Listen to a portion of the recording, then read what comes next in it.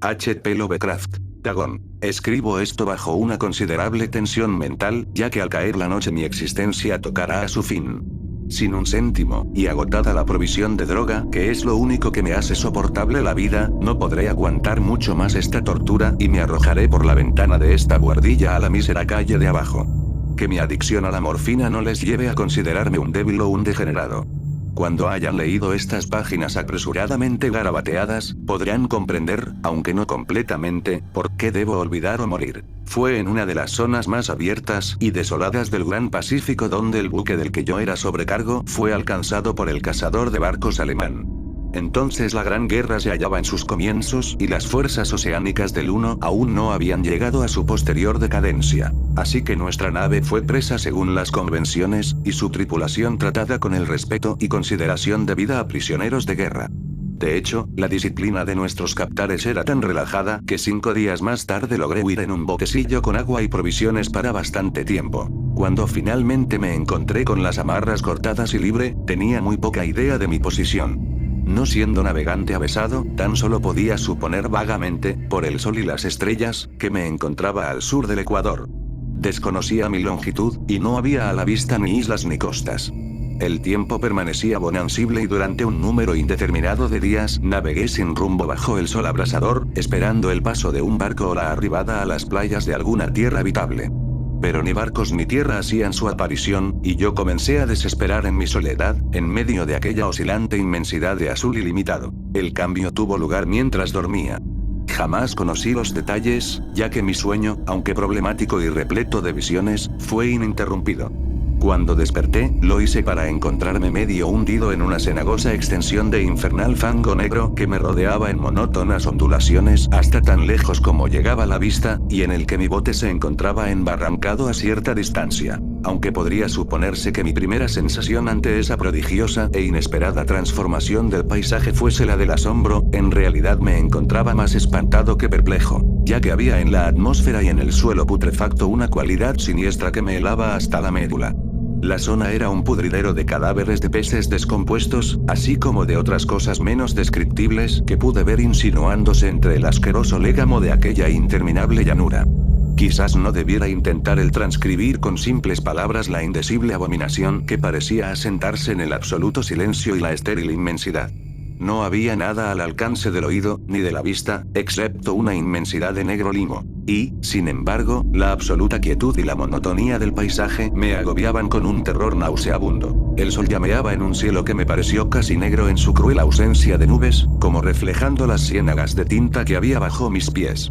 Mientras me arrastraba hacia el bote atorado, comprendí que tan solo había una teoría que pudiera explicar mi situación. Debido a algún cataclismo volcánico sin precedentes, parte del lecho marino debía haber emergido, revelando áreas que parecían haberse mantenido ocultas durante millones de años en las insondables profundidades oceánicas. Tan grande era la extensión de esa nueva tierra alzada bajo mis pies que, por más que aguzase el oído, no se captaba el menor rumor de oleaje. Tampoco había allí ninguna ave marina que se alimentase de los seres muertos. Durante algunas horas permanecí pensando o cavilando en el bote, que yacía de costado y prestaba una ligera sombra según el sol corría el cielo. Al avanzar el día, el suelo fue perdiendo algo de fluidez, pareciendo en poco tiempo lo bastante seco como para permitir viajar a su través.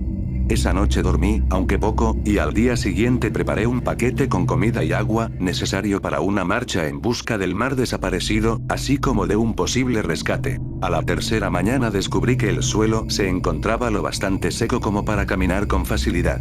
La peste a pescado era exasperante, pero me hallaba demasiado absorto en asuntos de más importancia como para preocuparme por eso, y, resuelto, me puse en marcha hacia una meta desconocida. Durante todo el día avancé siempre hacia el oeste, guiado por un lejano montículo que descollaba sobre las demás elevaciones de aquel desierto ondulado.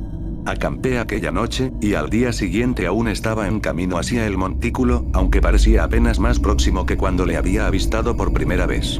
El cuarto atardecer alcancé el pie del promontorio, que resultó ser mucho más alto de lo que parecía a distancia. Un valle interpuesto hacía aún más pronunciado su relieve sobre la superficie. Demasiado cansado para ascenderlo, me dormí a la sombra de la colina. No sé por qué mis sueños resultaron tan estrafalarios esa noche. Pero antes de que la menguante luna, fantásticamente gibosa, se hubiese elevado mucho sobre la llanura oriental, me encontraba despierto, bañado en sudor frío, decidido a no dormir más.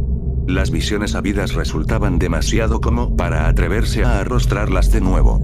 Y al resplandor de la luna comprendí cuán necio había sido al viajar de día. Sin el brillo del sol abrasador, mi viaje hubiera resultado menos fatigoso. De hecho, me sentí de nuevo lo bastante fuerte como para acometer el ascenso que había descartado al ocaso. Recogiendo mi atillo, empecé a subir hacia la cumbre de la elevación. Ya he comentado que la interminable monotonía de la ondulante llanura era fuente de vago horror para mí, pero creo que mi espanto se vio acrecentado cuando alcancé la cima del montículo y miré al otro lado de un inconmensurable barranco o cañón cuyas negras profundidades la luna, aún no lo bastante alta, no llegaba a iluminar. Me sentí como en el fin del mundo, atisbando al borde de un caos insondable de noche eterna. En mi terror me venían curiosas reminiscencias del paraíso perdido y del odioso ascenso de Satán a través de remotos territorios de oscuridad. Al ascender más la luna, comencé a distinguir que las cuestas del valle no resultaban tan perpendiculares como había supuesto. Salientes y afloramientos de piedra proporcionaban apoyos fáciles y seguros para el descenso, además de que a partir de unos pocos cientos de metros la pendiente se hacía más gradual. Acuciado por un impulso que me resulta difícil de analizar por completo, descendí dificultosamente las rocas y alcancé la más suave ladera de abajo, ojeando aquellas profundidades estigías que la luz aún no había penetrado. Sobre todo, mi atención se vio prendida por un objeto grande y singular de la ladera opuesta, que se alzaba a pico un ciento de metros más adelante. Un objeto que relucía blanquecino a los recién llegados rayos de la luna en ascenso. Era tan solo una gigantesca pieza de roca, como pronto pude cerciorarme. Pero yo había tenido una clara idea de que su contorno y ubicación no eran completamente obra de la naturaleza. Un examen más detenido me colmó de indescriptibles sensaciones, ya que a pesar de su enorme tamaño y de que se encontraba situado en un abismo abierto en el fondo de los mares desde la juventud de la Tierra, vi más allá de cualquier duda razonable que el extraño objeto era un monolito perfectamente tallado, cuya inmensa mole había conocido el trabajo y quizás la adoración de criaturas vivas y racionales. Aturdido y espantado, aunque no sin cierto escalofrío de placer propio de un científico arqueólogo, examiné los alrededores con mayor detenimiento. La luna, ahora próxima al cenit, brillaba de forma extraña y vívida sobre los colosales peldaños que circundaban el abismo, revelando el hecho de que un regato de agua fluía al fondo, perdiéndose de vista en ambos sentidos y casi llegando a lamer mis pies cuando fui a detenerme al pie de la ladera. Al otro lado del barranco, las pequeñas olas golpeteaban la base del ciclópeo monolito, en cuya superficie puede ver entonces cinceladas inscripciones y toscos relieves. La escritura estaba formada por un sistema de jeroglíficos desconocidos para mí, distinto a cuanto hubiera visto en los libros. Consistía en su mayor parte en símbolos acuáticos convencionales, tales como peces, anguilas, pulpos, crustáceos, moluscos, ballenas y cosas así.